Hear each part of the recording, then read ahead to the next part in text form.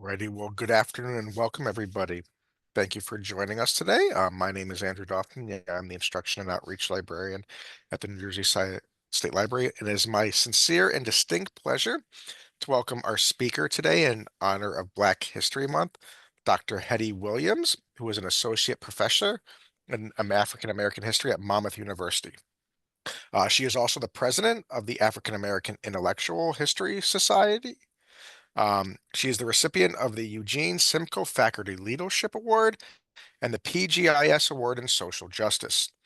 Dr. Williams is the co-founder of the Monmouth University Race Conference, founder of the Works in Progress Seminar Series, and has been nominated for the Distinguished Teaching Award in 2022. She has authored and edited 6 books and several essays, articles, and book chapters, and we are so excited to have her speak about her most recent book called The Georgia of the North, Black Women and the Civil Rights Movement in New Jersey. So welcome, Dr. Williams. Thank you so much for being part of our celebration of Black History Month, and we're all really, really excited to see what you have to tell us today and enlighten us about um, oftentimes misunderstood or just completely not understood the history of African Americans in New Jersey. So, before we jump into your presentation today, I just have a few housekeeping items to go over. First and foremost, we will be taking your questions at the end of Dr. Williams' presentation. So you can submit them at any time, though, using the Q&A or the chat features in the Zoom dashboard, and we'll be happy to address them. There will be a survey available at the end of the webinar, so if you have time, we ask that you please complete the survey. We really truly appreciate any and all feedback that you can give us. And if you really want more information about what Dr. Williams is going to cover today, we suggest that you read her book, The Georgia of the North, and I will send a link to that to Amazon if you want to purchase it, or we have this book available in the New Jersey State Library, so you can request it and check it out from us too as well. And then one last thing I want to go over is just a brief overview of the Zoom dashboard. This is what your dashboard should look like if you're using a PC or a Mac. If you're using a mobile device, the dashboard may look a little bit different, but all of the features will still be there. On the bottom left-hand corner, you can check your audio settings. So if you're using an external listening device, like a headset or earbuds, you can check to make sure it's connected properly there. At any point during the presentation, if you have any issues, there is a raise hand button in the middle. You can click on that and that'll alert me. I will send you a message in Zoom and hopefully resolve any problems that you are having. And lastly, as I mentioned before, if you do have any questions, please feel free to use the Q&A or the chat buttons to get in touch with us. We'll be happy to address them at the end of Dr. Williams' presentation. So that is everything that I have for you, and it is my, again, distinct pleasure to turn it over to Dr. Williams now. Thank you. Before I share my screen, I just want to thank everybody for taking out some time today to listen to me talk about my book, The Georgia of the North. And I want to thank the New Jersey State Library and Andrew for his support and inviting me to come share my thoughts with you today. Now I'm going to share my screen, and so we can get started here. Hopefully everybody can see it. Okay. So Looks my good. book is called The Georgia of the North, Black Women and the Civil Rights Movement in New Jersey. And essentially, I look at the history of Black women in the Civil Rights Movement really before the National Civil Rights Movement takes off after 1954. And I want to talk just a little bit about the layout of my presentation, and I will, discuss the book with you for about 30, 40 minutes. I begin with the personal as political, and it's just drawn from an essay that was circulating during the height of second wave feminism in the late 60s and early 70s. And essentially, the idea of the personal is political is that the connecting the experiences of women, daily lives of women, to the larger politics and gender.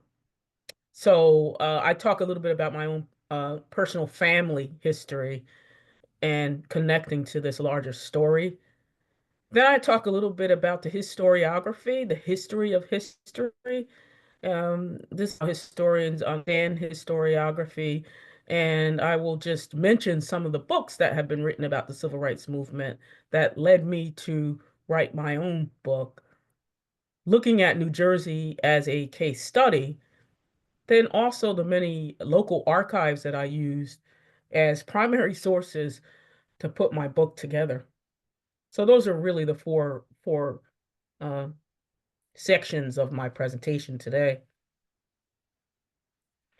So the personal as political, the daily experiences of Black women, not only in the South, but also the North as well.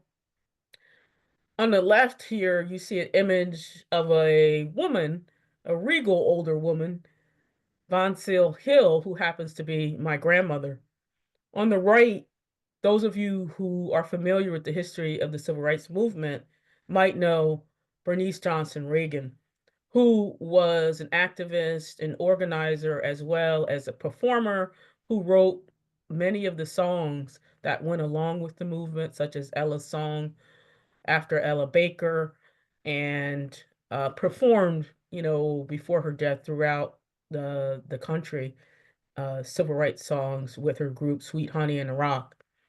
So my grandmother grew up in the American South in a town called Albany, Georgia, which was a part of the larger civil rights movement. Before I discuss a little bit more detail here, I just want to give a trigger warning that I'm going to talk just briefly about the personal experiences of Black women and sexual assault. And so I remember as a child hearing these stories from my mother and my grandmother and my aunts, who were all active in the civil rights movement in Albany, Georgia. My mother, Gloria Hill Williams, marched with Dr. Martin Luther King in 1961 when he came to Albany. Her entire family was involved in the civil rights movement. And Bernice Johnson Reagan is my grandfather, Willie Frank Hill's second cousin. So I heard these stories growing up, and that's what gave me this interest in the civil rights movement and the role of women in particular. So my grandmother, I always wondered why she never worked out of the home. My mom was a nurse and an LPN, and she always worked out of the home and was a professional woman. So that was a question I had. So I did ask my mom, and I said, how come grandma never worked outside of the home? She did hair for local women in the community.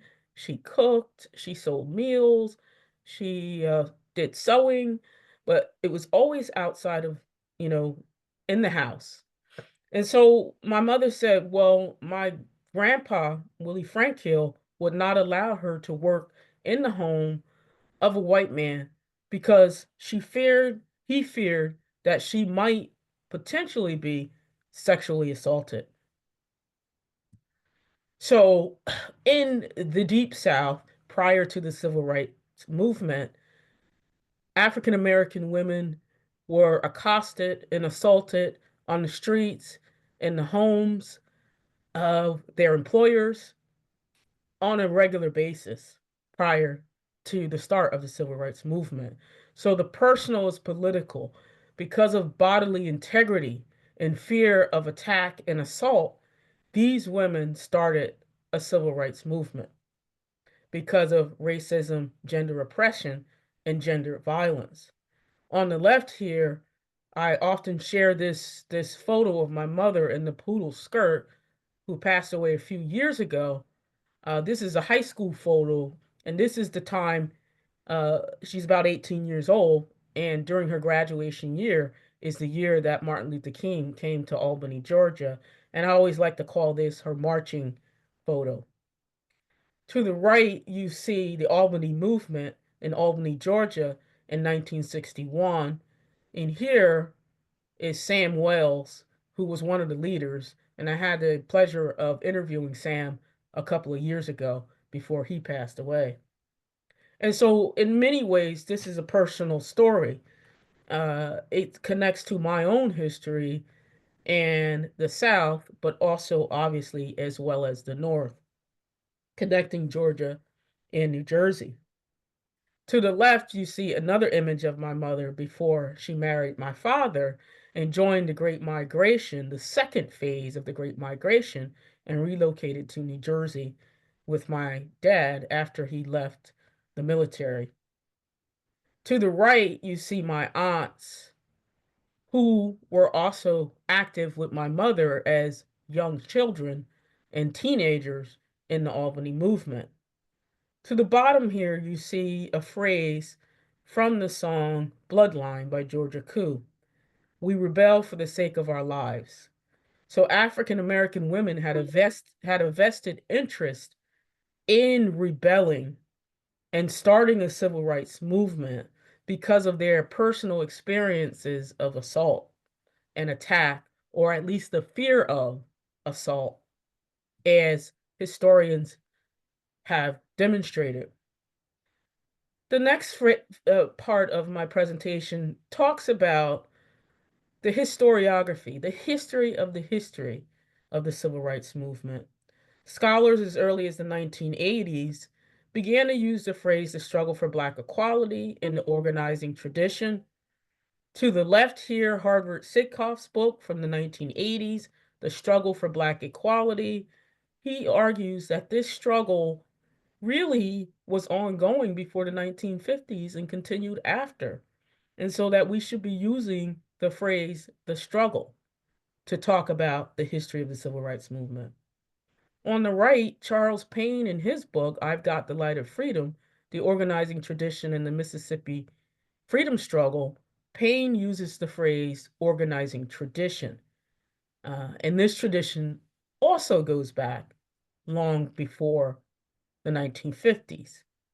Payne looks at men and women, local people organizing, just as was the case in Albany, Georgia. It was local people who sought to desegregate the city. The organizing tradition continues down to today. The organizing tradition happens in churches, it happens in historically Black colleges and universities, and it also happens in sororities and fraternities. So I show this picture of the former Vice President Kamala Harris because she was an AKA, a historically Black sorority, and she's speaking at one of their conventions.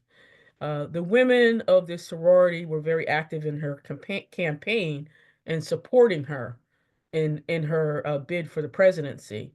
And so I just use that image here just to sort of demonstrate to you what Payne is saying, that the organizing tradition in the Black experience has a long history, and that women have been involved for a long time.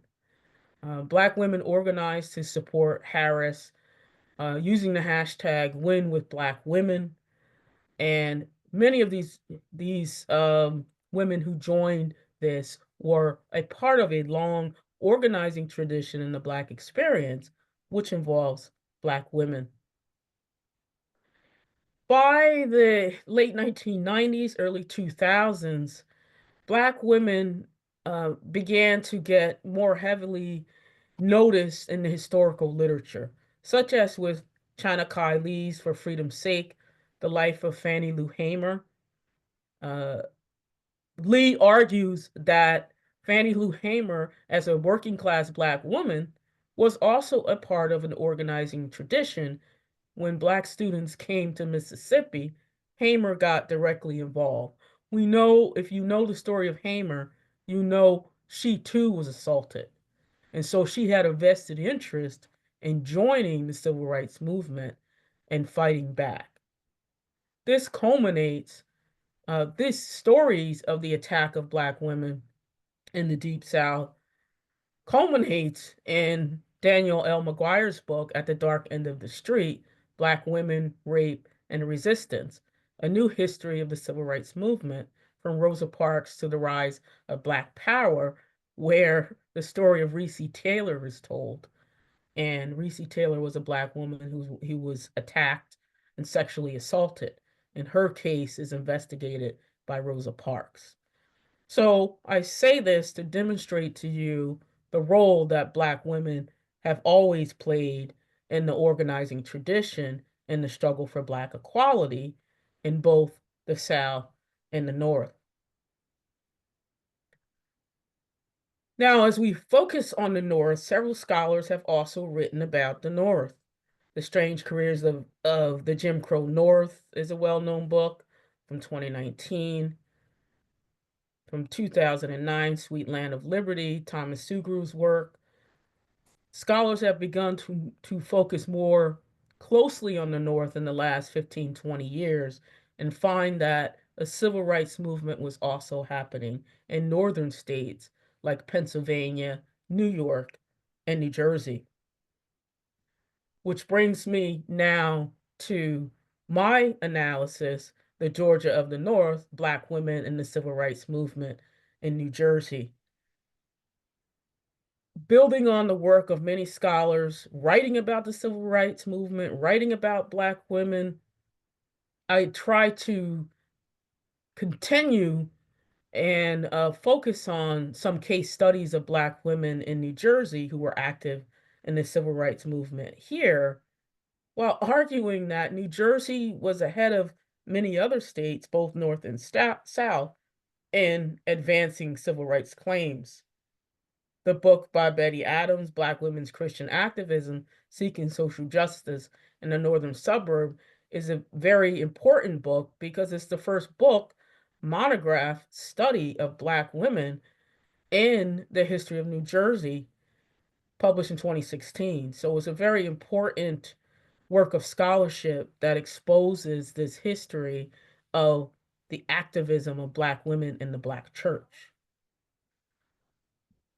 So my book does briefly talk about some Black women who were involved in the Black church in the first chapter and building institutions and organizations such as Florence Spearing Randolph. Adams spends quite a lot of time discussing Randolph as in a woman who was seeking civil rights, but also rights for Black women in particular, such as getting involved in the suffrage movement. Evelyn Brooks Higginbotham has also written about Black women in the Black church movement, and this too is an important book to look at Black women in the Black church and how Black women using the Black church as sort of a forum to raise money in support of a larger uh, struggle for freedom. Black women were often, not allowed to take on major leadership positions in the church, but they found other ways to support the movement by, for instance, through ladies' auxiliary groups and, raising money to support social justice movements. So, one of the first women I discuss in the book, moving on to the next chapter, the first chapter is about the Great Migration that brings many of these women north. And so that first chapter really just gets into a discussion of the first Great Migration, the first wave of Black women and men who came to the state. Most scholars agree that late 19th century and early 20th century wave of Black migrants, Black women were, if not the majority, a large portion of these migrants were women. So women, they were activists with their feet. They left the harsh violence of the South by migrating. And so they migrated to states like New Jersey and New York and settled in cities like Newark and Atlantic City. That's the case for Sarah Spencer Washington, who came to New Jersey, eventually settled in New Jersey at the turn of the century, and starts the Apex Beauty School, which was a global business. She was active in several civil rights organizations, the National Association of Colored Women, the NAACP, Black Republican clubs. She's able to amass a large amount of money through her Apex Beauty School and gave her money to social justice causes and engaged in a great deal of philanthropy.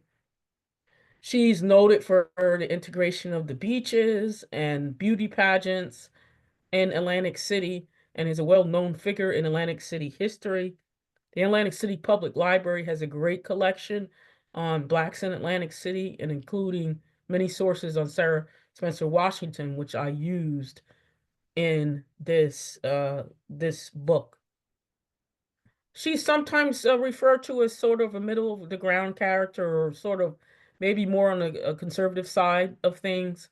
But nonetheless, she gave her money and support to several organizations, associations, and causes. She is also clearly interested in Black freedom rights, but also rights for Black women. Now, this is from the Atlantic City collection, and it shows you a list of the Apex enterprises. She had a publishing company, the News and Hair Co., Apex Laboratories, Apex Drug Co., and the Apex Beauty Colleges. To the right, you can see that she had these, entities in several states, in cities: New York, Chicago, Atlanta, Philadelphia, Newark, Richmond, Brooklyn, Washington, Baltimore, and of course, the base of her operation, which was in Atlantic City. And so she's noted for being one of the first Black women to open a factory, manufacture her own products, as well as opening her beauty school and publishing company. And she wrote her own copy for her products. And so this image is one of the graduating classes from Apex. Can't really see the text at the bottom, but in some of the text at the bottom, she's telling women you can earn your own money. You have the ability to make an independent living. So here's your opportunity. Take immediate advantage of it, right? You might earn enough money to take care of yourself and not be dependent on anyone else.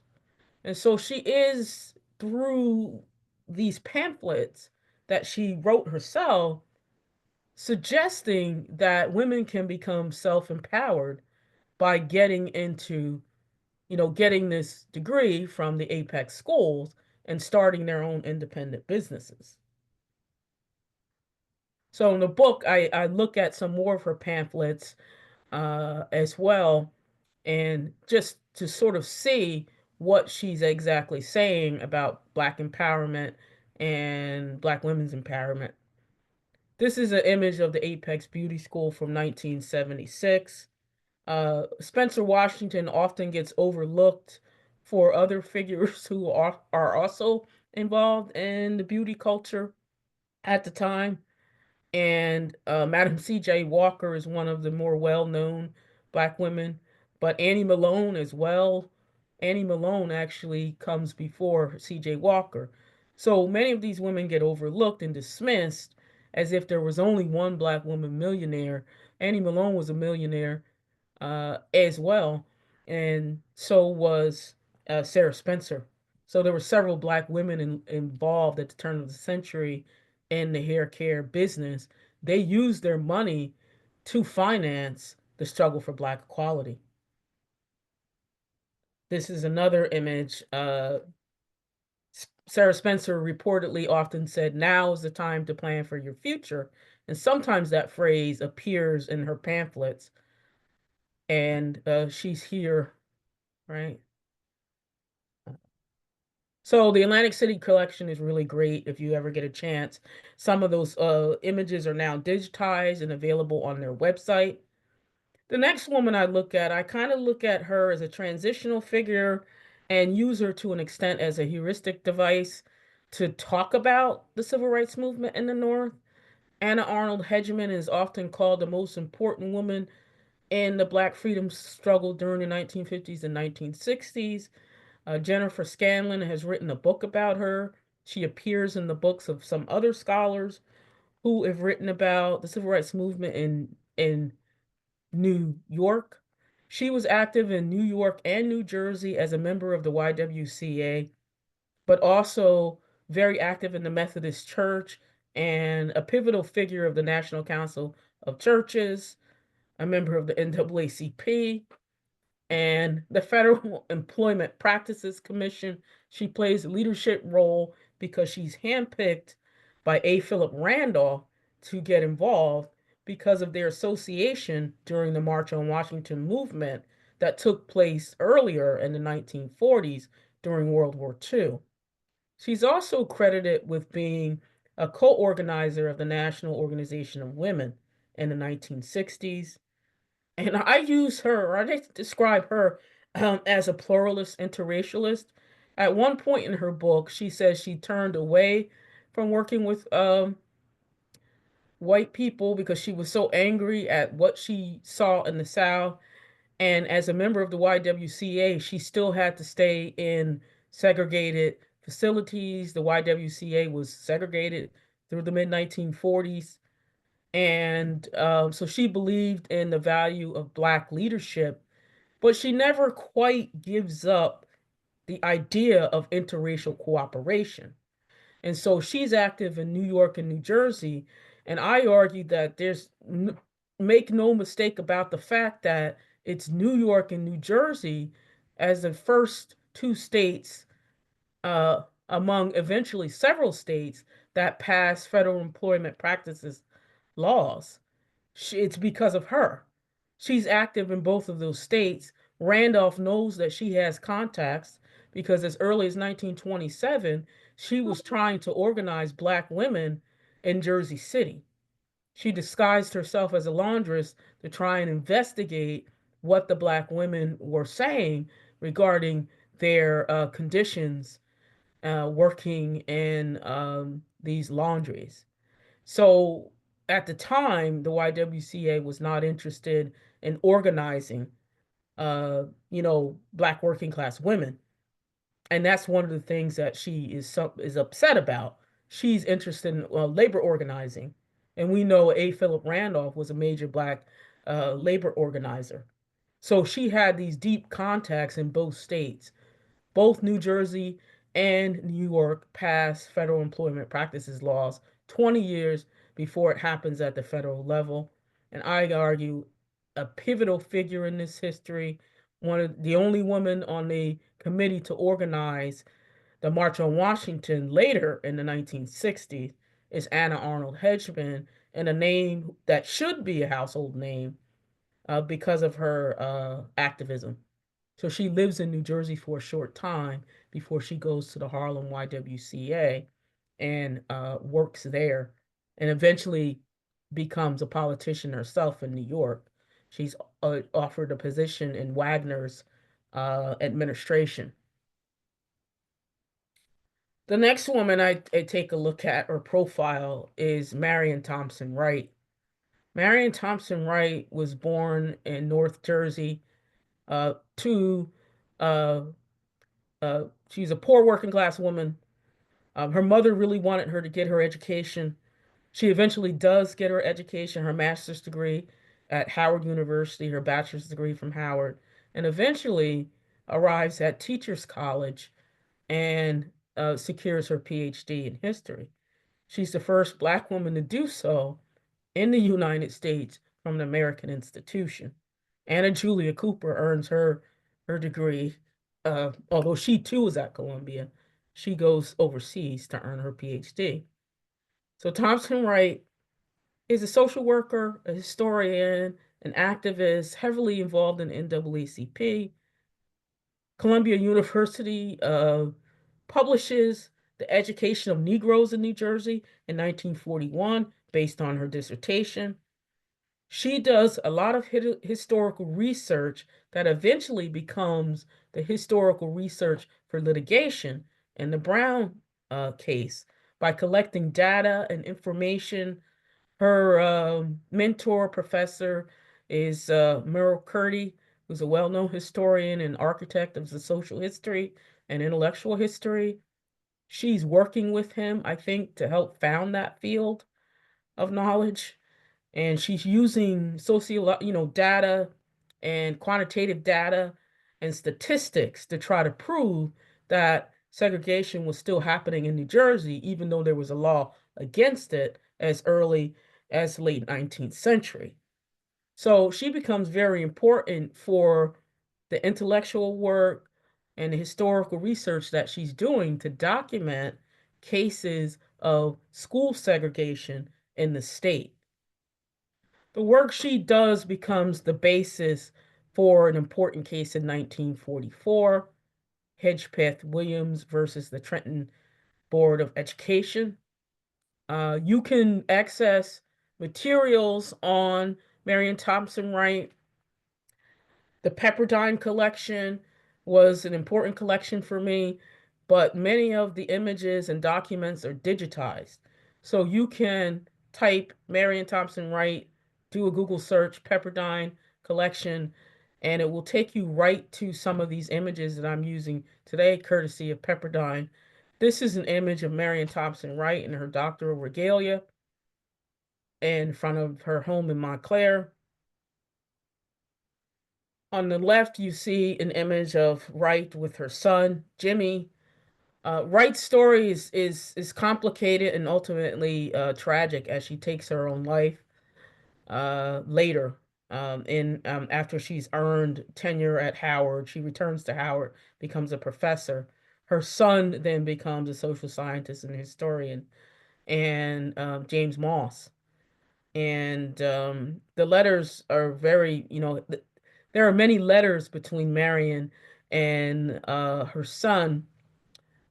She told her children, she lost custody of her children after she decided to return to Howard. She was a teenage mother and had to drop out of high school. She eventually is able to go back, but the cost was the abandonment of her children to her ex-husband. And so this is something that certainly bothered her for the rest of her life. But she was able to develop a relationship with with her son and her daughter. On the right, you see her with her mother, Minnie, and it was Minnie who encouraged her, to finish her education. But it's the work that Wright does that leads to a significant case a decade before Brown versus Board, and it's the Williams versus the Trenton Board of Education at the state Supreme Court level. What Trenton would do, as many New Jersey schools did, was segregate children either within schools or between schools. And this was a practice that happened in Trenton. The mothers of the two children, black children who were forced to go to a segregated all black middle school, sought out Robert Queen, an NAACP lawyer, who took their case. The case ends up in the state Supreme Court of New Jersey, and a decision is made that the it's unconstitutional a practice to separate students on the basis of race within and or between schools. So it's the precedent setting case in the nation that doesn't get enough historical analysis. It is mentioned in some text, but not all. But it is very important that we acknowledge that this happened in New Jersey a decade before Brown versus Board, and it happens at the K through 12 level, and it is precedent setting. Here's an image of the two mothers and their children, Hedgepeth and Williams, Robert Queen, situated here from the New Jersey Afro-American. I examined correspondence between Queen and several of NAACP operatives, such as Thurgood Marshall, who was writing back to Queen in the NAACP papers and saying, we are very interested in what's happening here. It could mean that we might use this as a blueprint case for desegregating schools in the nation. And so Marshall says that explicitly to Queen in a letter. Obviously, a school was named after the two mothers, Hedgepeth and Williams Middle School. This is a photo source from the New York Times. So you see the mothers, Black women playing a role here. You see Marion Thompson Wright playing a role here.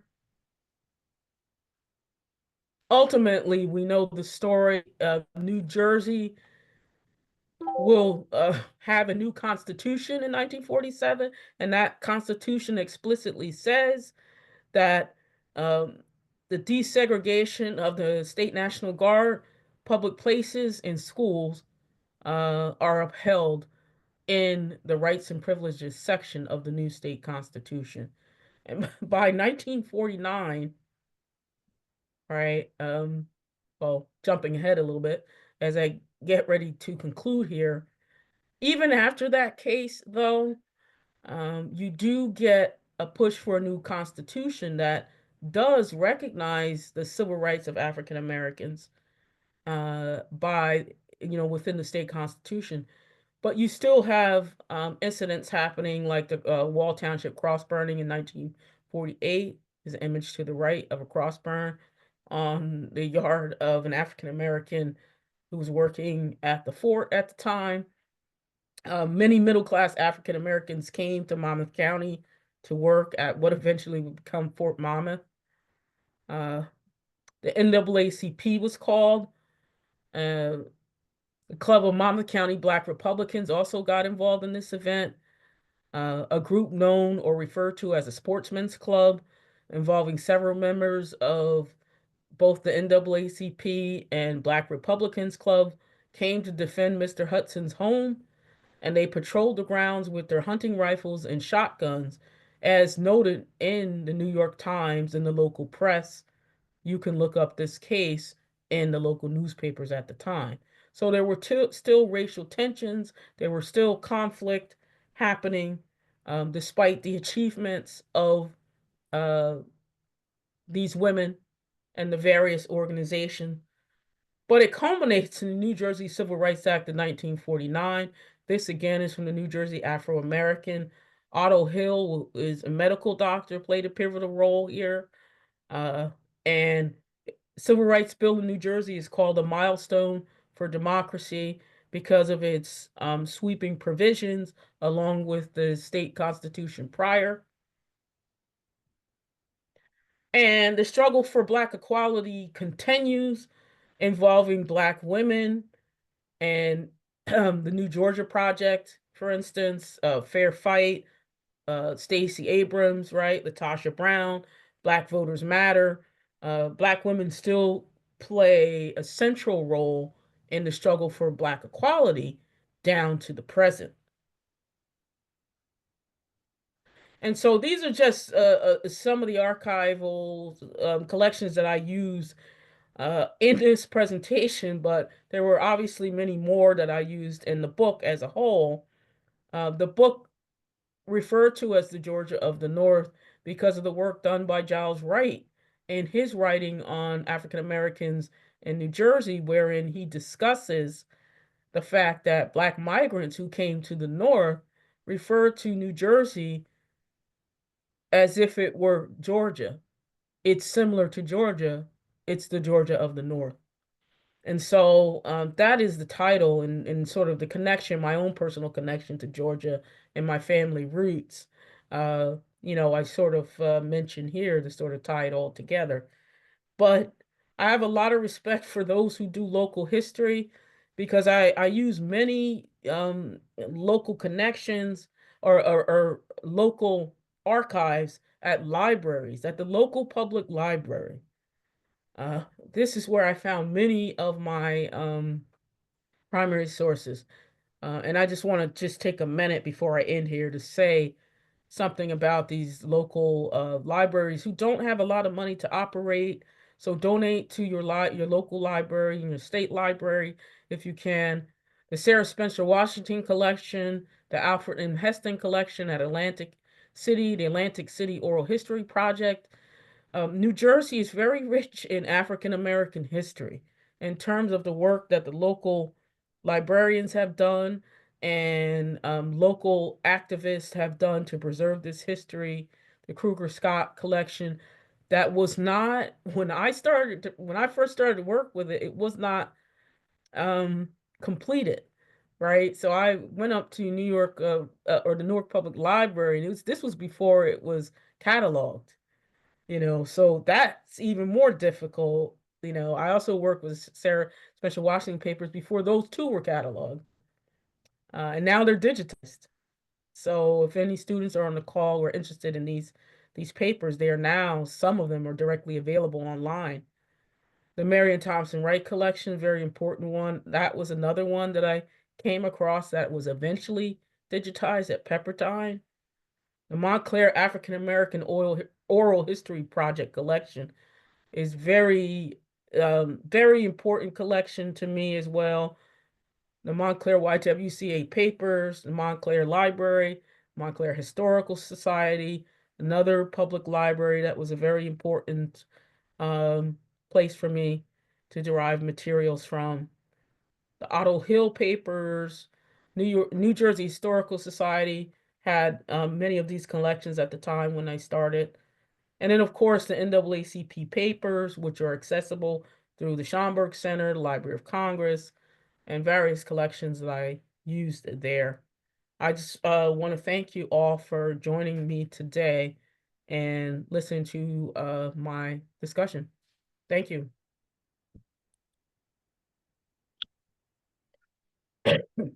Thank you so much, Dr. Williams. If anybody does have any questions, please feel free to submit them using the Q&A or the chat, and we'd be happy to address them. Somebody asked if there's a way to have access to all of the books, pamphlets, and websites that you've referenced. I don't know if you have a bibliography that you can send that I can distribute, but um, Oh yeah, I could definitely send you a bibliography. But many of the women I mentioned in the papers that I listed, for instance, Marion Thompson Wright, Pepperdine has made that accessible to the public. So if you were to Google Marion Thompson Wright papers, it will take you directly to the Pepperdine collection. And if not all, most of those documents and images, I believe, are accessible. Some of them on the local level are as well, but not all of them.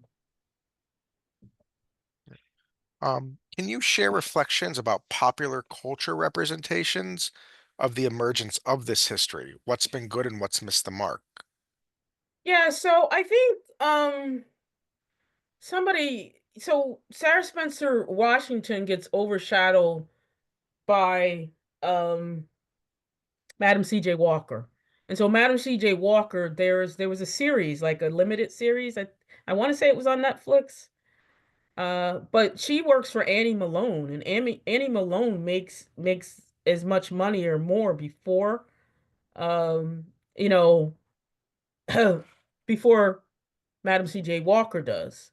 And there's very few references of Sarah Spencer and other women in the state of New Jersey who are also active in the beauty culture, right? There's not you have that one TV show and everybody, and I think even if you Google the first Black woman millionaire, Madam C.J. Walker's name comes up. So there's just not enough written about all the other Black women. Tiffany Gill's important book obviously does an excellent job of detailing the life of the women the importance of the beauty shop as a ground for organizing. But I think that TV show, people run with it and they say, oh, okay. So that's, I think, generally what happens. We don't have enough history on Black women out there.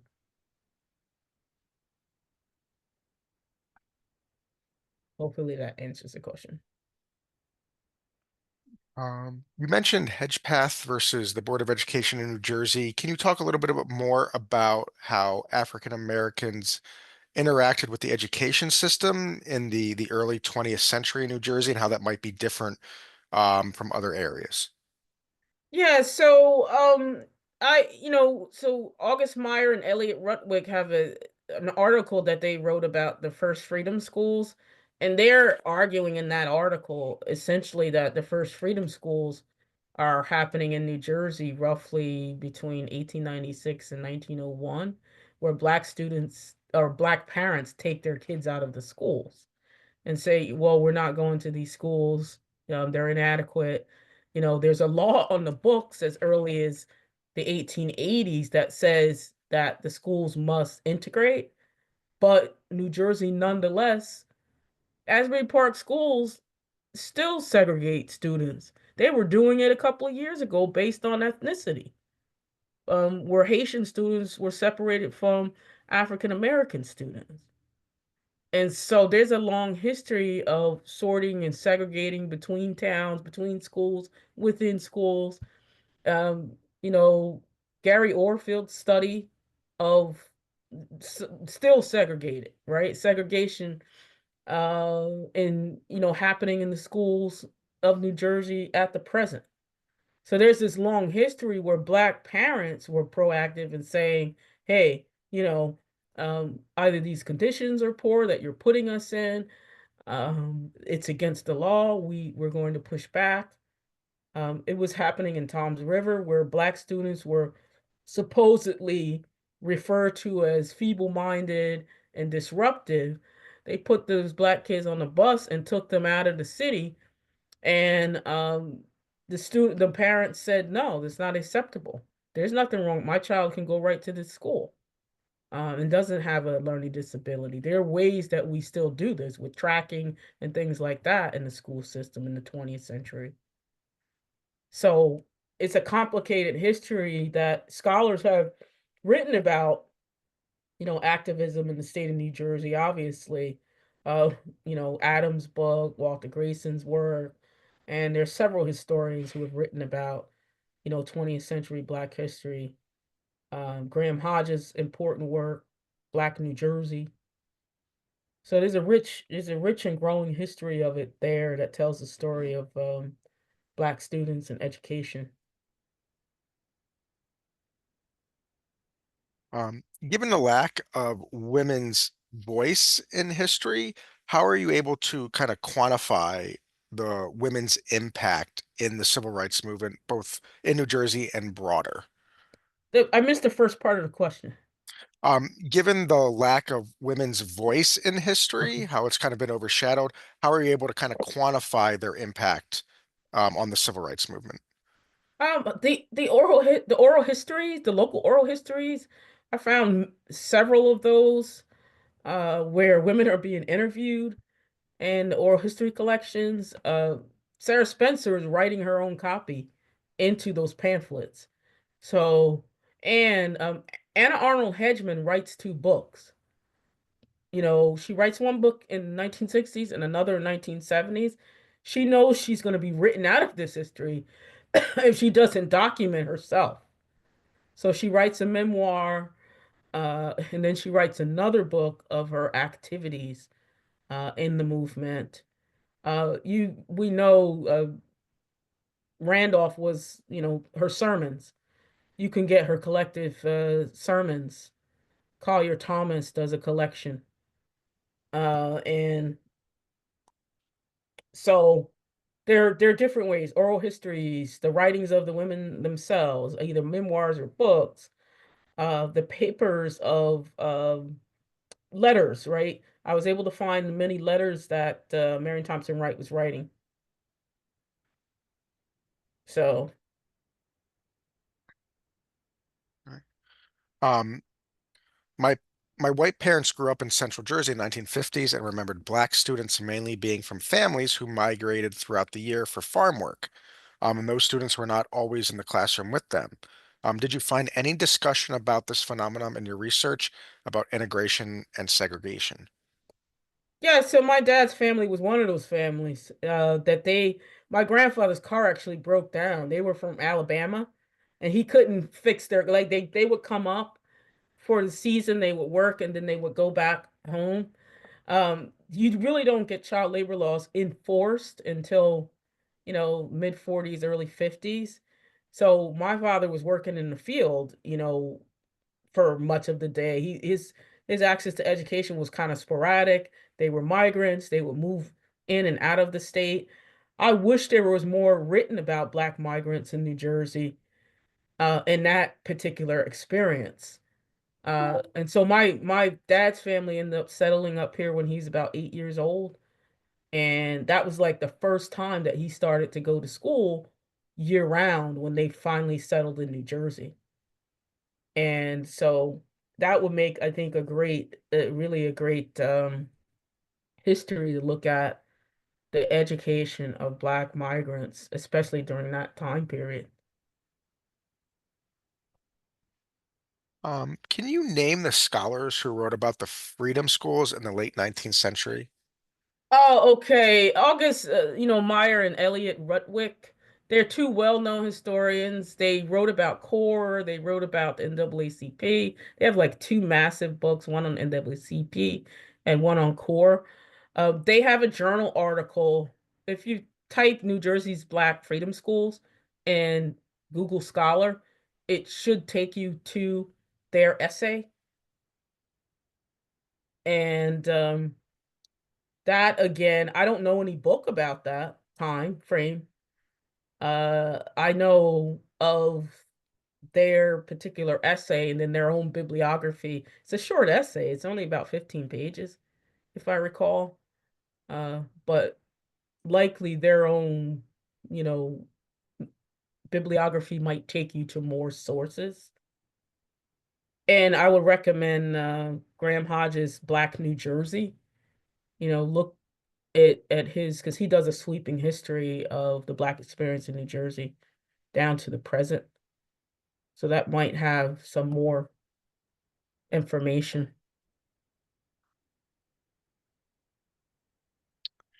You mentioned this a little bit with Hedgepath versus Board, but can you talk about maybe the white reaction in New Jersey to what not only the African American community was doing to advance civil rights, but what the women in general were doing?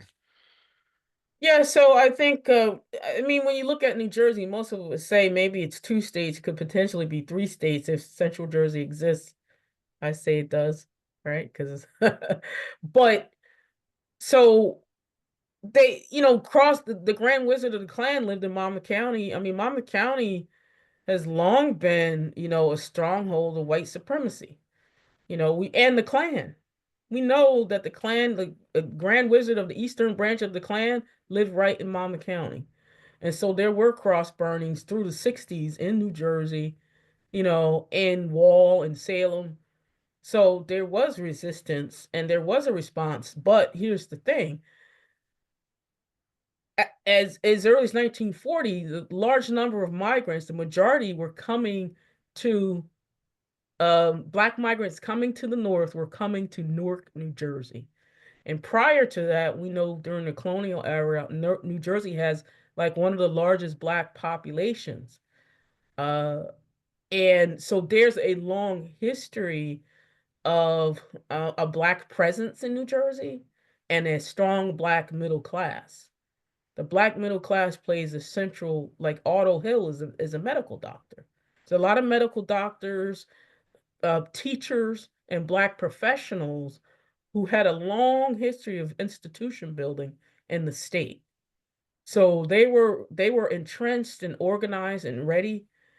Some of the earliest NAACP chapters were created in New Jersey first.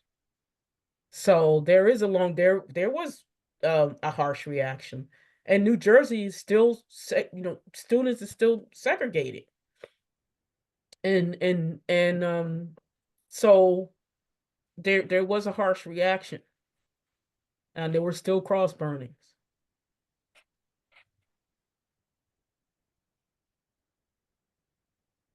All right. We'll see if any more questions come in, but can you talk about some of the work that you're doing now and what you're looking forward to?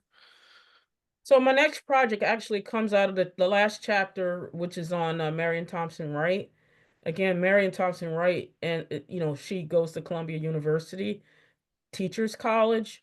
And when I was doing this research, I found that many Black women were coming either from the South to the North or just living in the North and ending up at Columbia Teachers College or other graduate programs in at prestigious schools. So at the time, I didn't know why, but I said, this is fascinating and I want to come back to it. So now I'm writing a book called Laboratory of Democracy, Black Women in Columbia University in the early 20th century. I'm looking primarily at Black women who end up at either teachers college or their graduate programs on merit-based scholarships. And most of you, many of you may maybe know Crystal Sanders' work about the segregation scholarship, where she reveals that many of those students end up there because they are leaving the South because they're unable to get graduate or professional degrees because of segregation. So henceforth, the segregation scholarships are sending them out to schools in various parts of the country in the North and the West. But I'm primarily looking at Black women from the North who are either going before the era of segregation scholarships, or they're arriving at Columbia on merit-based scholarships. So, Constance Baker, right, is coming from Connecticut. May Everett Chin is born in Massachusetts. Marion Thompson Wright, obviously born in New Jersey. And so I'm looking particularly at Northern women who attend Columbia on merit-based scholarships.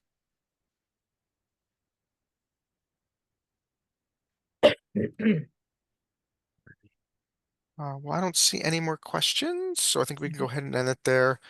We Mhm. really appreciate your time, Dr. Williams, and sharing your knowledge. It's a fascinating subject, and as you said, something that I think needs to be explored more in a lot of different ways. Mhm. Thank you so much again, the New Jersey State Library, for having me today. Thank the audience for their great questions. Feel free to email me at Monmouth University if you have any more comments or questions. All right, and again, thank you everybody for attending. We really appreciate your support and hope you enjoyed this program in celebration of Black History Month. And we will see you soon. So everybody be safe and be well.